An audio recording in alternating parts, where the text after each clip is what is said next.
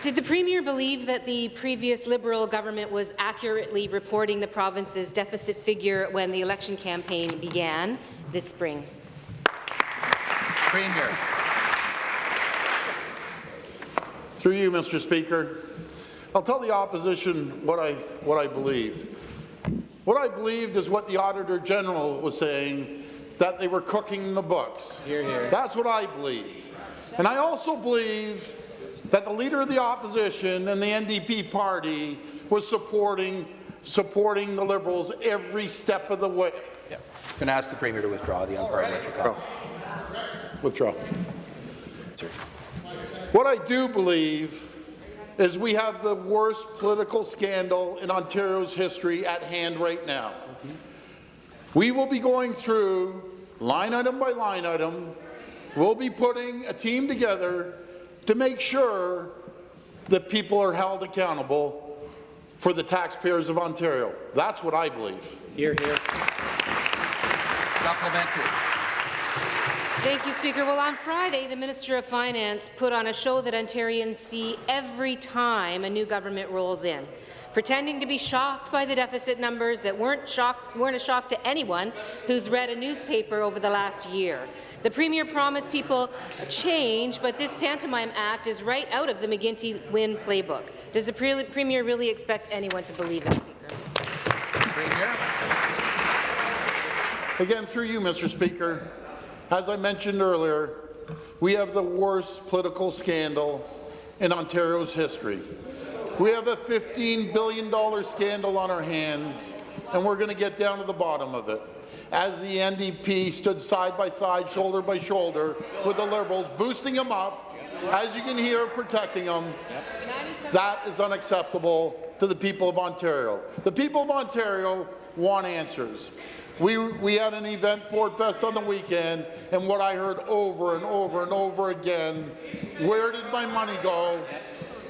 Who's being held accountable? I assured the people of Ontario there's going to be answers. Yep. We will get down to the bottom of it, and there will be people held accountable. Thank you. Final supplementary. Well, I wish the Premier would actually look at the numbers, because he would discover that the Tories propped up the Liberals about 50% of the time, Speaker. That's right. The Premier spent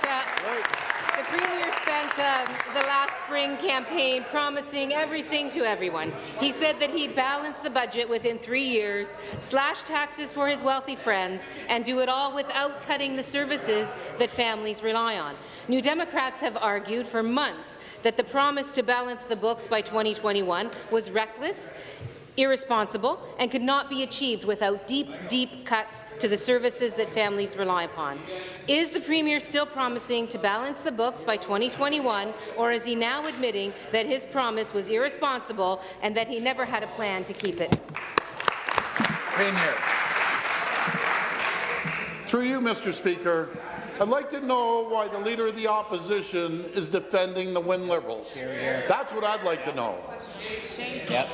Talk about accounting practices. The NDP, through you, Mr. Speaker, has the same accounting practices during the election as he saw with the Liberals for the last 15 years. $7 billion. They couldn't add up their own budget.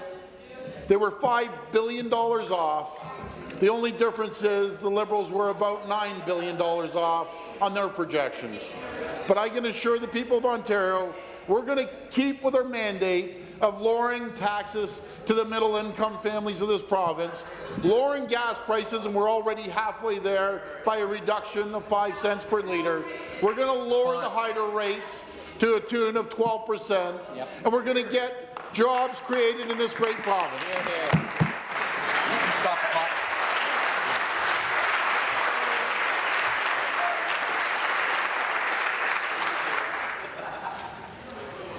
Restart the clock. Leader of the Opposition. Thank you, Speaker. My next question is also for the Premier. Let's be specific. During the last campaign, the Premier echoed our commitment to end hallway medicine in our hospitals. Yet he also committed to $6 billion across-the-board cuts, which would result in hospital closures in Ontario and layoffs for frontline staff. I was at the Thunder Bay Regional Hospital on Friday, a hospital like many others across Ontario that has been operating at surge capacity for months and months. Is the Premier prepared to back away from his $6 billion in cuts to ensure that hospitals like this have the resources that they need to combat hallway medicine? Premier. Through you, Mr. Speaker, I can tell the Leader of the Opposition we have the best Minister of Health I've ever seen. Ever. I have all the confidence in the Minister of Health to end hallway medicine, hallway health care, stop the lineups that are 4 or 5 hours in the hallway of every hospital in this province. We will reach out to the doctors and the nurses that we think the world of, the frontline workers, to get their opinion. Once we get the input from the frontline healthcare workers and the nurses and the doctors, we will move forward with a joint plan, because nothing is worse than a bunch of politicians telling professional healthcare workers how to operate the hospitals, what they do every single day. We will straighten out the healthcare mess that was created. Thank you. Thank you. Supplementary. Well, during the campaign, the Premier promised that he could and would make $6 billion worth of cuts, and that no hospital or no family would be affected by his cuts. But on Friday, his finance minister said, and I quote, "The hole is deep and it will require everyone to make sacrifices without exception." Which is it? Premier. Through you, Mr. Speaker, and Leader of the Opposition, we're focused on the $15 billion scandal at hand here, that the Leader of the Opposition said, what's wrong with that? There's nothing wrong with that. You knew about it. Nothing to see. The only person that knew about it was the Leader of the Opposition and the NDP and the Liberals, because they were shoulder to shoulder, standing together while they were creating the biggest political scandal in Ontario's history. We need answers. The people of Ontario need answers. And I can tell you the Leader of the Opposition better come up with better answers than we all knew about it. That is disgusting. Final supplementary.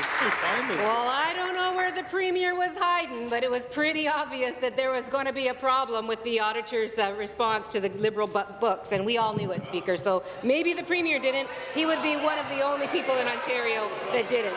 The families in Ontario told On the government benches. Families in Ontario told us what they want is action on crumbling schools, crowded hospitals, and disappearing jobs.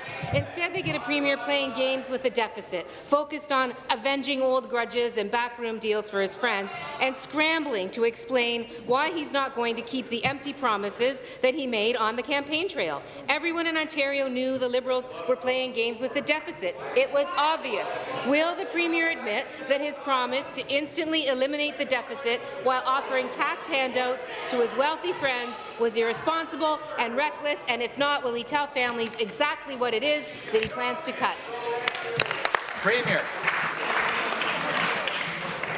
Through you, Mr. Speaker, I want to know, where was the Leader of the Opposition? We never heard anything from the Leader of the Opposition. But the Leader of the Opposition knew about it, that there was no big surprise. So as the Leader of the Opposition, the NDP, were voting with the Liberals 97% of the time, condoning the backroom deals, condoning the wasteful spending. They were standing shoulder to shoulder with them in the biggest political scam I've ever seen in my life, wasting billions and billions of taxpayers' money that our generation and the next generation will be paying off. Our children will be paying it off, our grandchildren will be paying it off, all because the NDP stood by and condoned the actions of the Liberals. Yep, here, here.